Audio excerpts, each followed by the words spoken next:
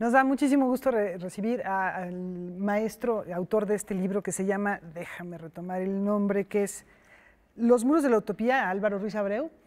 José Revueltas, Los muros de la utopía. Es un libro de 1992 que editó Cali Arena y que ahora se reedita. Álvaro, muchas gracias por platicarnos acerca de ello. A mí lo que me gustaría preguntarte es, en tu libro, quizá uno de los temas principales que se tratan es este hecho político, estas convicciones políticas, estos cuestionamientos de la realidad social que vivía José Revueltas, están imbrincados de manera indisoluble a su obra literaria. No es una obra, digamos, que se regodea solamente en la plasticidad de la literatura, sino que siempre está presente este cuestionamiento sobre el tema de la política. Bueno, sí, pero la biografía que hice, que efectivamente apareció en 92, como señalabas, y que, bueno, me costó 10 años hacerla. La biografía es un trabajo monumental, tienes que revisar la vida y la obra del autor y también el siglo en que vivió, ¿no? Y es decir, desde antes, quiénes fueron sus padres, sus abuelos, sus hermanos. El biógrafo se enfrenta a ese universo tan amplio, ¿no? Entonces, en la biografía no aparece, por supuesto, solamente el Revueltas político, el ideólogo, el militante de organizaciones de izquierda en México, sino un Revueltas también cotidiano. Aparece el marido, a veces desobligado por sus compromisos, ¿no? Y por su convicción revolucionaria, pues que se va de casa, ¿ok?, en misiones que lo envía el partido a cualquier parte del país. Y bueno, es una ausencia de varios días, de varias semanas, en donde él está allá atendiendo a sindicalistas que están en huelga, a obreros agrícolas, como sucedió con los obreros de La Laguna en los años 30, 35, 36, ¿ok? Entonces, lo que quiero señalar es que aparece un Revueltas múltiple, diverso, no solamente el que ya más o menos conocemos, que es el revolucionario, ¿no?, sino este padre, decía yo, que está ausente. También el Revueltas que se casa, digamos, con el mundo del cine, por ejemplo, en los años 40, a partir de más o menos del 44, traba contacto con Gabriel Figueroa, ¿no? Y Gabriel Figueroa le propone hacer una película y Revueltas dice, claro, yo quiero hacer la película sobre la vida de mi hermano Silvestre. ¿Okay? Entonces escribe el guión, lo recibe Figueroa, lo llevan con Julio Bracho, con algunos directores del momento, en los años 40, y bueno, claro, falta el financiamiento y no sale, es decir, no hay los recursos para hacerse. Entonces, en la biografía, digo, aparece este Revueltas también ligado al cine. Aparece un Revueltas también menos estudiado, menos conocido, menos citado, que es el Revueltas entregado a la prensa. ¿Por qué dije la palabra entregado? Porque cada actividad de él en su vida fue una verdadera pasión. Si él se metió al cine, como lo hizo y lo estaba citando, quiere cambiar la industria cinematográfica. Fíjate de lo que estamos hablando. Pero ¿cómo vas a cambiar la industria cinematográfica, es decir, de la noche a la mañana, que está ligada a monopolios, ¿no?, muy fuertes, muy compactos? ¿De dónde él va a sacar fuerzas para romper esa estructura sindical, empresarial, de productores y de distribuidores de películas, ¿no?, para hacer eso? Bueno, vamos a la prensa, se mete a la prensa y ahí igual se apasiona y deja todo. Y cuando digo que deja todo es lo mismo. A él no le importa tanto si le pagan, qué sueldo va a recibir por sus artículos, por sus notas periodísticas, por su trabajo reporteril. Le importa qué es la prensa en México en esos años. ¿De qué años estoy hablando? 38 al 50 más o menos, ¿no? En el 38, ¿por qué cité esa fecha? Porque justamente ese año se inicia como reportero en El Popular, el periódico que es un periódico de vanguardia, es un periódico que dirige Vicente Lombardo Toledano.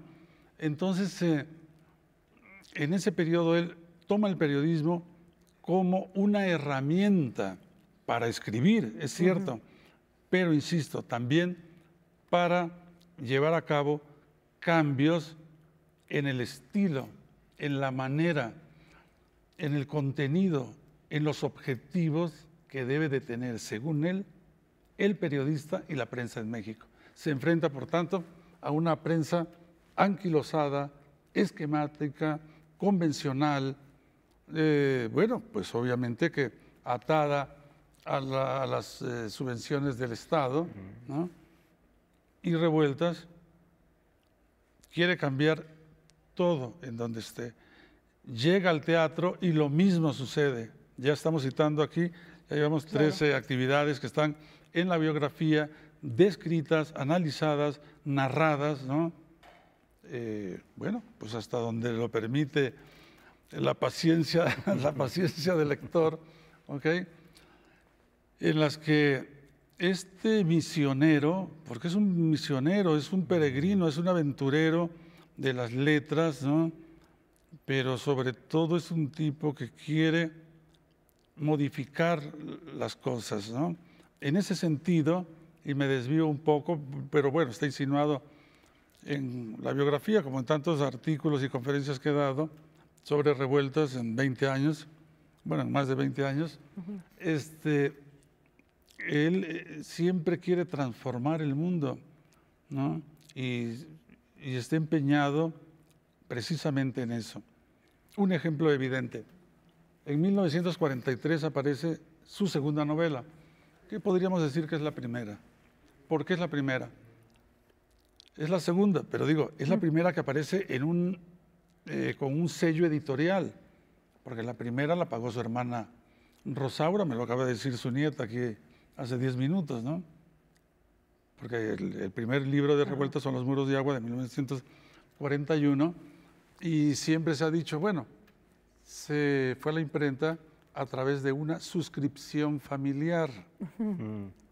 Bueno, la suscripción familiar fue su hermana Rosaura y quedó así entre familias, no tuvo mayor repercusión esa novela del 41. Pero viene la del 43, la publica la Editorial México, un sello editorial, ¿no? Que en ese momento, bueno, tenía prestigio, tenía presencia en el medio literario y cultural de México. Y ahí empieza a verse, ¿no? Ahí se perfila perfectamente este ángel rebelde que va a ser Revueltas. Déjame interrumpirte un momento, Álvaro. Vamos a ir a un instante de lo que ha sido esta actividad aquí junto en el Centro Nacional de las Artes, a propósito del centenario de Revueltas. Y si nos quisieras comentar al regreso, estás hablando que esta fue la primera novela, esta fue la segunda, pero el primer libro de Revueltas era un manifiesto político, ¿no? Entonces, si quieres, ahorita lo conversamos y vamos a escuchar las palabras de Rosa Beltrán, que estuvo presente allí en este encuentro, aquí junto en el Centro Nacional de las Artes, conmemorando a José Revueltas. En un momento como este, un homenaje a José Revueltas es fundamental.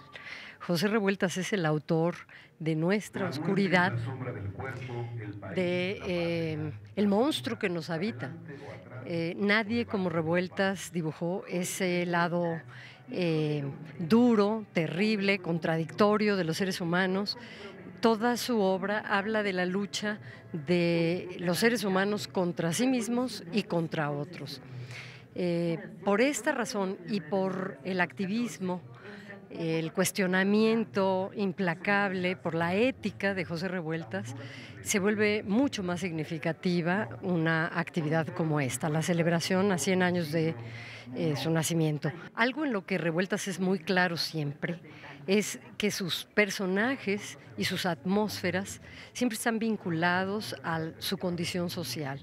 El tema de la ciudad en su obra no es un tema meramente de situación de los personajes, no tiene que ver con una romantización de la urbe frente al campo, y también el tema de las instituciones toca muy en el centro de la trama y de la anécdota que está narrando. Es decir, los personajes se ven afectados por su condición social y por las instituciones y el espacio al que están ceñidos, ¿no? Esto no ha cambiado en 100 años en este país. Esas luchas terribles entre los personajes y de los personajes con su medio ambiente por sobrevivir, sin una actitud paternalista de parte del narrador, sin concesiones y sin romantizaciones, hace que su obra sea perfectamente vigente y que vaya a adquirir un significado muy peculiar entre los jóvenes que no lo han leído todavía. Bueno, yo retomo este último comentario de Rosa Beltrán, los jóvenes que no lo han leído todavía, muchos de los cuales yo creo que aprenderán mucho de las páginas de lo escrito por José Revueltas, Álvaro Ruiz Abreu, autor de este libro que se llama Los muros de la utopía, que ahora ha sido reeditado por Cali Arena. Me gustaría que hicieras una invitación a todos estos jóvenes que ahora están buscando, como también en su momento lo hizo la generación de Revueltas, la justicia, la búsqueda de la identidad, pues estos movimientos juveniles que tenían una cantidad de ideales. Bueno, yo lo que creo es que si en el 68 los jóvenes se acercaron a Revueltas, ¿qué buscaban en él? Buscaban eso, la figura que ya para entonces tenía, aunque era un tipo joven, claro, de un verdadero patriarca de la izquierda mexicana, porque siempre había demolido todos los esquemas, ¿no? Su militancia en el Partido Comunista es ardua, es intensa, ¿no? Va a Moscú en 1935 como representante de las juventudes comunistas, pero en el 43 ya lo expulsan del Partido Comunista. ¿Por qué? Por rebelde, ¿ves? Por impugnar el esquema. Es que Revueltas, hay que entenderlo, siempre quiere demoler los esquemas, los establecidos. Nada más hay que recordar que el ángel rebelde en la Biblia es el ángel caído. ¿Qué quiere decir? Es el ángel que se rebela contra la potestad divina y se convierte en una especie de Lucifer, no en el sentido del mal, sino en el sentido de la rebeldía que implica, ¿no?, ese gesto. Sí, esa búsqueda, y yo creo que es muy oportuno, muy pertinente hablar de José Revueltas en el contexto que estamos viviendo. Justo los invitamos a escuchar algunos testimonios que recogió nuestra compañera Alejandra Flores dentro de la marcha por Ayotzinapa que se desarrolla en este momento en la Ciudad de México. Veamos este primero. Álvaro, muchas gracias por acompañarnos. Gracias a ustedes en este por momento. La invitación. Y también recordar, invitarlos a todos los que nos ven, que en la cuenta Vine de la agencia N22 van a encontrar videos de lo que está ocurriendo en este momento en la manifestación por Ayotzinapa, y el día de mañana aquí en Noticias 22 tendremos más detalles. Gracias, hasta mañana, buenas noches.